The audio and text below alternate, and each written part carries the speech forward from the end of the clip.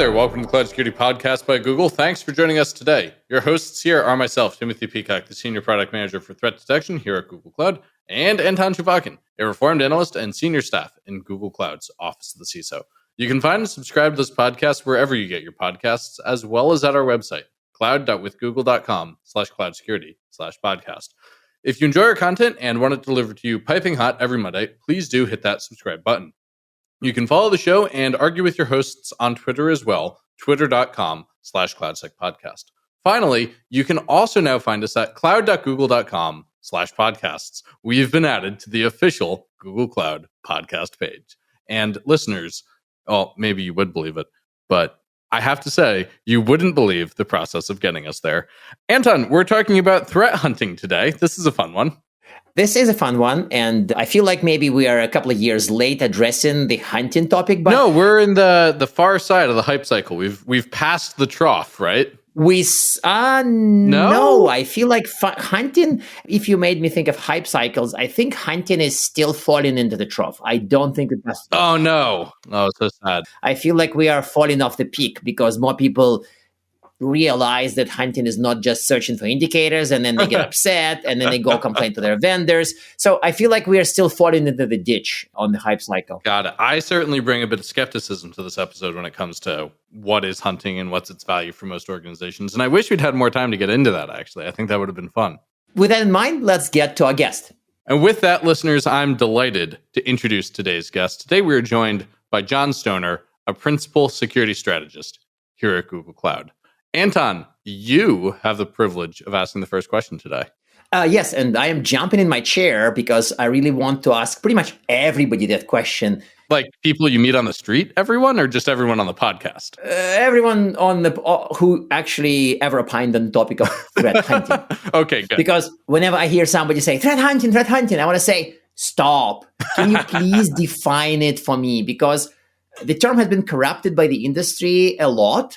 And I don't want to say by the vendors, by the way. I just use this polite term by the industry, but of course, hey, it's by the vendors. And I've seen sometimes people even call typing an IP address in search and pressing enter, and they think, I just hunted for threats. And you want to, of course, slap those people. But okay, John, what's your definition of threat hunting? That's a great question to start with. It is a very abused term. I think what I like to fall back on, and I've used this for the past couple of years when I've talked about it elsewhere, is to leverage a document that SANS wrote called the Who, What, Where, When, Why, How of threat hunting or something like that. And the definition that they've got talks about this being a focused search for adversaries who have capabilities, intentions, and opportunity to do harm to the organization. And that's slightly paraphrased, but you get the idea. This word searchy in there is also a little bit of a loaded term because obviously hunt, investigation, you could use those terms interchangeably as well. But really the idea is you're focusing on adversaries, you're assuming breach, right? That therefore prevention and detection tools have been bypassed, or you have low confidence alerts. And so you really need to kind of go digging in there now. That having also been said, the threats are not one-time things though, right? This is going to be something that you have to do as part of a programmatic approach. So there's a lot of different things I kind of threw together there, but hopefully that kind of helps a little bit to put a little bit better scope on what threat hunting is. And it's not just, literally running a search and saying, yep, we're good. I love the bit in there about assuming breach and assuming that detection has failed. And maybe I'm feeling defensive because I'm a dirty detection vendor. But one of the things that's always struck me in public breach reporting on companies that have famously been breached is that the detection systems often did catch the bad guys, but it was low confidence or otherwise ignored. So what's the intersection between threat hunting and just reviewing the alerts you're already getting out of your detection systems? Which is, of course, the whole point of the term, right? It's alert gathering versus hunting, at least in the version I've heard from somebody who's older than me. Yeah, so, I think from that perspective, the problem and the challenge with the detections is that you have so much there, and you have a lot of goodness there, but it's prioritizing, right? And so if I have 10 things that kind of look alike, or I have something that is recurring, but you know what, I've got to set these aside because there's something else that is much more high priority for whatever reason. I can't spend all my time everywhere, so I have to go ahead and say maybe these things I'm going to come back to later. At least with the threat hunting concept and being able to put a programmatic approach around that, it allows me to maybe come back to that pile of detections that I had that maybe I wasn't as high confidence about, but gives me a chance to focus in on them a little bit more and maybe approach them a little bit differently. So one way to do hunting is to take a victim-centric approach. When I say victim-centric, we're talking about focusing on incidents and events around impacted systems, or maybe doing something like a crown jewel analysis, if you will. What are my most crucial systems out there? Who are my most crucial users? And look at maybe that pile of those detections that you were talking about from that perspective and saying, hey, here are a bunch of things that are associated with systems that are really important to me. How can I derive value out of those things? Maybe they're, like I said, they're little atomic things that are like, oh, this is a little bad. This is a little bad. All of a sudden becomes a death by 1,000 cuts. If I can put those kind of together and start looking at them and saying, does this tell me a bigger picture around this specific victim server or victim system, that might help me be able to do this and not have those individual detections kind of fall by the wayside. Mm-hmm. So I think I like this as a methodology, and I like, of course, the whole assuming the breach kind of victim-centric or target-centric thinking. But if I set up a new team, or if I set up a new person who wants to hunt, do you have any favorite starter hunts to jumpstart the effort kind of more practically? Of course, people like to go look for persistence, and they're kind of classic choices, but what about John's choices? I think it's highly dependent upon the data sets that you have to start with, right? And that's a trick. That's kind of a bigger point that we'll probably come back to a little bit later. Getting started, understanding the space that you hunt in is its own first hurdle that you have to get over. We see this even when we train folks on how to use a sim, right? The first thing you got to do is you got to understand the data that you have inside of it before you can really write rules or really search, right? You have to kind of understand that terrain. But that having been said, if I have network-centric data, or I have somebody who's comfortable with network-centric data, being able to start and looking at the direction of the data flows, understanding the volume of data, understanding where data is starting and where it's going to, maybe looking at something like an autonomous system number. Hey, what net blocks is this going to in the world, and what kind of protocols am I using? Those are some good, nice, meaty kinds of things that somebody who's maybe coming out of a networking background could probably grab onto and start kind of working with. Two really good examples that I like to look at from that perspective would be, hey, I've got a bunch of servers that are out there. Are those servers doing a lot of client web browsing traffic? Should I be surfing the web on a server? This is such a 90s idea, which unfortunately is super relevant. It's like almost sadly relevant in 2020s. It is. And, it's one of those things that kind of falls into the compliance violation bucket, right? But at the same time, if you've got some level of persistence and you've got somebody going ahead and exfiltrating, that tends to look a little bit more like, a web browser than it does a server, a serving up web traffic, right? So things like that, again, a kind of a fundamental one, but do you allow FTP within your organization? If you don't, do you see it, right? But if you do, where do you see it? Who's using it? Who are they connecting to, and what does that traffic look like, right? I mean, and again, those are very low-hanging fruit, and those are things that, you might get to the point where you're building detections around, but it could be a little noisy to start with, so you don't necessarily want those false positives in your SIM. So maybe starting off with those kinds of things, hunting as you refine, as you understand what your data sets look like, and allow you to kind of build that over time to have a little more teeth in it. Okay, so let's dig in on that one, because you talked about building detection around this, and that's exactly where I wanted to go next. I wanted to talk about how we evolved from these manual hunts or like brain-driven things into systematized things. What's that journey look like? If I want to take this, say FTP in my org, for example, how do I turn that into a high-quality detection? I kind of fall back on the wheel and the rinse and repeat method for things. The best one that I can point to, and it's not in hunting per se, but it's the NIST 861, right? It's the incident response lifecycle. If anybody's ever taken the SANS incident handling course, you've seen this. If you've ever read those NIST publications, you've seen it. It's pretty much everywhere. And so it starts about talking about preparation, moves into detection and analysis, moves to containment, eradication, recovery, rinse and repeat in that cycle between those things. And then you go to post-incident activity. And then post-incident activity, you learn from that, and it flows back into your preparation. Okay. That same premise, right? And those boxes aren't exactly the same, but that same premise applies to threat hunting, right? You're going to go ahead and prepare your threat hunt. You're going to conduct that threat hunt, which is kind of that detection and analysis phase of that. You're going to find certain interesting things, and you're going to kind of peel that onion with that and continue hunting against that as you continue to learn more in that cycle. And then as you come out of that, you need to learn something, okay? That learning something could be, well, we hunted for something and we didn't find it. But even if you didn't find something based on your hunt, you've learned something. You've either learned that I built a hypothesis and I was not able to prove my hypothesis. Okay. I might not have the right data sets available to prove that hypothesis. So therefore, maybe I need to add additional data sources to my collection.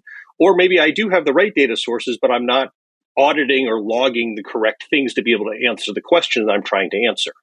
So using that incident response lifecycle, I like that as kind of a foundational concept. And obviously you're changing the boxes from a threat hunting perspective, but the concept still applies. And then whatever you hunt for, when you complete that post-incident activity or that lessons learned piece of it, the question then becomes, can I build a detection upon it?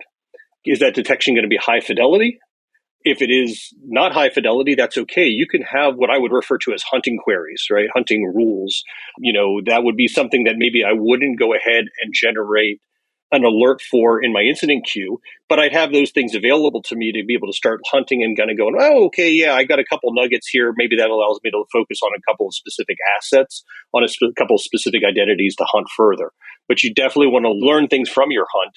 And you don't want to hunt for the same things over and over again, because if all you're doing is hunting the same things over and over again, you're not making any progress. Right. And it's a common complaint I've heard in discussions on this, because if your weekly or monthly hunt look really the same, then, whoa, wait, something's really wrong. Because if you're not finding stuff, maybe you're doing the right thing. But if you are finding stuff, that maybe they should have been detections. And then in this case, they will be picked by the machines, not by humans running the queries. But it's easier said than done. I think that falls very nicely into the easier said than done bucket. And I do expect teams to do repeated hunts. Yes. Just not all repeated hunts. Exactly. See, when I talk about this with users, I talk about it as the hamster wheel versus the flywheel. You really want to get out of doing the same thing over and over again if you can, and throw off, and this isn't really how a flywheel works, but forgive it, good improvements to the tooling, whether it's a preventive control or a process detection control. For some reason, I'm still seeing you accelerate the hamster to a certain speed and then have it fly out at high speed and just depart from our industry. Maybe leave Twitter altogether. Oh, sorry, that's a different meme. Centrifugal hamster launcher. This is terrible. So, and this hamster perhaps would land somewhere else, and it may land in the cloud. So, our next question, of course, is a tricky question, which I haven't seen a lot of insight on this, and I'm nervous about it myself. So I haven't seen that many practical advice of hunting in cloud environments. Mm-hmm. Is it because people don't do it? Because detections built by team are so good that you don't need to hunt? Ha, ha, ha. So any tips on hunting in the cloud? Do you expect differences in these environments? Yeah, hunting in the cloud. I've done a little bit of poking around here and there, and obviously there are three major cloud providers out there, of which obviously we're one of those. Yeah, it's a tough one. And the reason it's tough is that at one point in time, I had built a couple of slides and talked about understanding your terrain and talking about, you have the image of a dog walking out into a field with a hunter carrying a certain kind of gun as he's literally hunting, whether he's ducks or, whatever it is, right? There is a certain level of terrain there that's going to be very different versus somebody who's in the Sahara and looking for some other sorts of animals, right? And that really does apply to this overall. The tricky part is that if I've been hunting in an on-premise kind of environment, I've gotten a feel for network devices, endpoint devices, authentications, and they look in a certain manner that I have some level of comfort in. Much like somebody leaving a job and going into a new premise where the business operations may be a little bit different, and they may be using a CloudStrike versus a Sentinel-1, right? Things that change. That analogy goes into the cloud as well. So if I go into an AWS cloud, right, and I have EC2 buckets and S3 storage, and I'll probably mess up the naming conventions of these different pieces, I have to learn what they look like and what their logging looks like and what those common identifiers are to be able to kind of start putting those pieces together to start understanding what good and bad looks like in their environment. If I move to a GCP environment, I have similar challenges. If I move to an Azure environment, I have additional challenges. And then when you have software as a service, when you have Salesforce or AD or these other kinds of things, I then have additional log formats that I have to worry about as well. So there's a lot of different pieces of that terrain that you have to put together, and that makes it challenging. Another challenge that I've seen is around the visibility of the logging fidelity that's available to you. You are a subscriber, right? You have access via APIs. Those APIs have changed over time. I've seen that with different services where it's like one day you have this set of data and that looks great. And next week, that data set is not exactly the same. Maybe it's a little bit better. Maybe it's not. Maybe it's a little bit more restricted. And so those are challenges that threat hunters have as well. And then the latency piece of this. Yeah, it's like, can we be in denial about this one? I just feel like hiding under my desk when I hear the latency comment again, because we did have logs that arrived 2 hours later, even here at the esteemed security-aware Google Cloud. We had this happen, right? Mm-hmm. So I'd say latency has gotten better over the past few years. I don't think it is as long in general. That having been said, there are a couple of the major cloud providers in their application services that will say up to 24 hours. Now, for a hunting scenario, that may not be as bad, but for a SecOps scenario or potentially an IR that's fast moving, that could be very, very deadly. Right. So again, it depends. I was going to say, isn't the point of hunting that it's retrospective almost necessarily? Yes. So if you've got that hooked up and you've got that logging set up, the latency probably won't be as painful for the threat hunter. But again, for IR and SecOps. Yeah. And I do think that there is a fairly tight join of these different pieces that you do need to keep that in mind from a latency perspective. By the way, this is I want to interject with a useful reminder. I don't want to have a fight about reactive, proactive, but at the same time, hopefully I want to add a useful comment that when people show up and say, hunting is proactive, they really mean before they alert. But then people show up and say, no, you're stupid. Hunting is obviously reactive because you detect an attacker who is in your environment. I think they're both right. And can we please not have the debate? I would also not have that debate. Just say you agree with me and we can proceed. Let's move on. I agree with you. I would agree with you. And I go back to the who, what, where, when that we started with. And hunting can occur throughout this entire cycle. And also you described hunting in the context of an incident response lifecycle. Yes. So it seems the two are almost necessarily, if not cousins, siblings. Yes. So back to the data sources and logs and latency, what kind of logs, very tactical question, what kind of logs in cloud environments ought a threat hunter be looking at? So I would want to understand systems that are being spun up. I want to understand when they're being spun down, permissions that are being applied to buckets. If I could get fidelity into those systems. So if I'm spinning up more and more containers, and I can go ahead and put some sort of endpoint monitoring tooling onto those. You know, at one point in time, we've done a little bit of work and messed around with OS Query to get better visibility into Linux systems. Now with Sysmon for Linux, that has definitely some appeal as well, particularly for those who are familiar with Sysmon on the Windows side. You know, that's a nice way of leveraging your existing knowledge and applying some of that from an engineering perspective into your new boxes there. I'd want to go ahead and look at flow. So again, looking at applying from a network perspective and looking at which way data is going, firewalls as well.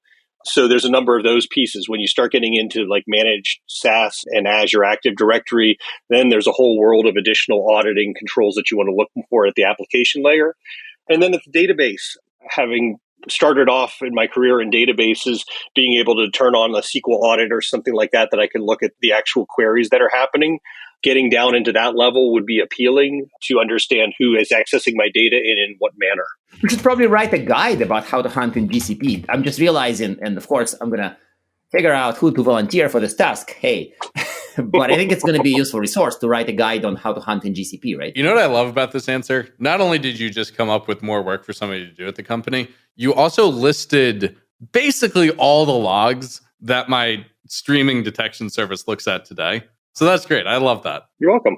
Yeah, I was just going through that list. I'm like, oh yeah, we look at that, we look at that, we look at that. It's really, it's nice. So maybe a less nice question next. I know Anton's been itching to ask this one. Yes, and it's a kind of a painfully obvious question, and I think I know the answer, but I still want to ask it, is should every organization, perhaps every security organization, because if you have a team of 0, then the answer is no, you shouldn't hunt. But should every security organization pursue threat hunting? And if no, what's the criteria? Who should? Yeah, so I'm not of the mind to say, no, you can't hunt. I'd rather approach it a little bit differently. I think all organizations probably should be hunting, but... Oh, you said that. Every organization. You did say that. I think they should, but that is not where we start our job. Okay. I think far too often, and this extends into SecOps and lots of other things, organizations want to jump right to the 400 level class, right? You think about schooling, you go to a 100 level class, you get your 200, you get your general arts and sciences, you build that criteria, and you work your way up. Threat hunting, I feel like, is one of those higher level competencies, right? So if I'm not logging, if I have no idea what my assets are, I have no idea what my users are, no idea what common flow of information looks like, how can I hunt without those things? So let's start and build those foundational pieces, right? But there's no harm to me if I have those foundational pieces, having people start looking at data and being curious about the data that they're collecting and build hypotheses and start looking and nudging at specific things and saying, is this something interesting that we can go after? I think I like your answer. It's a tame but correct answer. It's a factually correct and fairly tame answer, right? I don't think most organizations should be hunting. I think most organizations should be outsourcing their security ops to somebody else that does it. That's not unfair. That's not unfair, but I guess I would extend that out. If you're going to outsource it, I would expect that outsourcer to provide some level of hunt as well. I agree with that. So if you're not capable of doing it because you don't have the staffing, that's fine. But I also extend that into, if you're not capable to operate your own security operations team, you're going to outsource that as well. This would be an extension of that. Yeah. I'd rather avoid this. I think we run a risk of doing this whole lip service to should we outsource, how well outsourcers can hunt. I think I probably know too much about this to avoid this because it's a big question on its own. Probably a separate episode. Can outsourced partners hunt? Some can, some can't. How do you tell? If you're curious about hunting, can you pick a partner who can hunt well? If you yourself have no idea how to do it, that's a tricky question, right? Yeah. So why don't we switch to a human direction, so to say? Because you mentioned hunting is kind of a human-centric, analyst-centric process, right? What are the traits a threat hunter should have, a human threat hunter? In the future, probably a robot, but in a far future at that. Sure. I mean, I think at the most basic fundamental piece of this is you need to have somebody who has some intellectual curiosity around their data and willing to explore that data. I also think really, really important that individual or individuals has to be willing to continually learn. And the reason I say that, and we talked about a couple of these things already, you have new terrains out there. Hey, I'm going to go ahead and move my workloads to GCP. Great. Somebody has to understand what does that GCP workload look like, the logging of that information, what good and not so good look like, right? They have to understand adversary techniques and understand if an adversary does X, what does Y look like? Right. So you have to be willing to continue to learn as these things happen, as new data sources are onboarded, as the environment changes, as users are using these different technologies. And then you have to be curious to be able to keep looking at that data, to explore that data, to look for those outliers, to be able to identify those outliers. So it's continually poking, prodding at the data, asking questions of the data, and again, just being willing to interoperate with it in that manner. Well, I like that answer on humans, and I think maybe Anton's hunter robots are further away than we would all like. I want to close now with our traditional closing questions, and I'm sure you knew these were coming. First, do you have one tip to improve your threat hunting? And then two, do you have recommended reading for our audience following along at home? Preferably threat hunting in the cloud. Sorry for being a sneaky bastard here, but I just want to tweak this a little bit. Other than the blog post that apparently somebody is signed up to write now. Apparently. No, not a blog post, a longer paper. Sorry, not a blog. An even bigger project. That's great. So I guess the things that I would fall back on in terms of reading is I would definitely start with that SANS who, what, where, when, why, how of effective threat hunting as a good foundational paper. And yes, that isn't cloud specific, but I think it pays off in terms of the overall thought process around and debunks a lot of the hype around what threat hunting is and what it isn't. I will also go out there, throw out there. I did a talk at SANS Threat Hunting IR before COVID that talked about building hypothesis-driven threat hunting. So I'll mention that one as well. So I know sometimes people throw out stuff that they've done in the past. So I'll go ahead and call that one out as well. And then the other thing was a tip to improve your threat hunting. I think I'm going to fall back on know your environment. Learn your environment, take that time. That alone goes a long way. And then the other very important tip is when you do your threat hunting, don't do it at 3 p.m. on a Friday afternoon. because if you find something, you're probably going to be working through the weekend. That is a very practical tip. Okay, with that, we're at time. John, thank you so much for joining us today. This was a fun and engaging episode, and I will remember not to look for bad guys on a Friday afternoon. Fair enough. Thank you, guys. And now we are at time. Thank you very much for listening and, of course, for subscribing. You can find this podcast at Google Podcasts, Apple Podcasts, Spotify, or wherever else you get your podcasts. Also, you can find us at our website, cloud.withgoogle.com/cloudsecurity/podcast. Please subscribe so that you don't miss episodes. You can follow us on Twitter, twitter.com/cloudsecpodcast. Your hosts are also on Twitter at Anton_Chuvakian and _Tim Pico. Tweet at us, email us, argue with us, and if you like or hate what we hear, we can invite you to the next episode. See you on the next Cloud Security Podcast episode.